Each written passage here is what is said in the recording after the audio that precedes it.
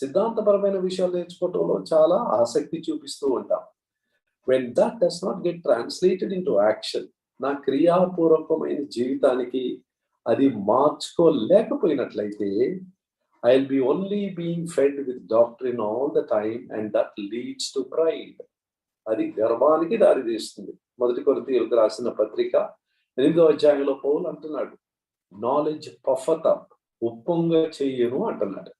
నాకు ఇంత తెలుసు, బైబిల్లో ఈ సత్యాలు తెలుసు, ఇన్ని అధ్యాయాలు తెలుసు, ఈ వచనాలు తెలుసు. See, more the knowledge without being translated into action leads to a kind of pride, and this is a spiritual pride which God hates very much. గర్వాన్ని దేవుడు ఎంతో ద్వేషిస్తున్నాడు. ఆత్మీయ గర్వాన్ని ఇంకా ఎక్కువగా ఆయన ద్వేషిస్తాడు. అది కాకుండా నేను ఎప్పుడైతే నేను వినిన వాక్యానికి, సత్యానికి నేను లోబడలేదో, ప్రభు తన విషయాలు బయలుపరచుకోవటం కూడా ఆపేస్తాడు.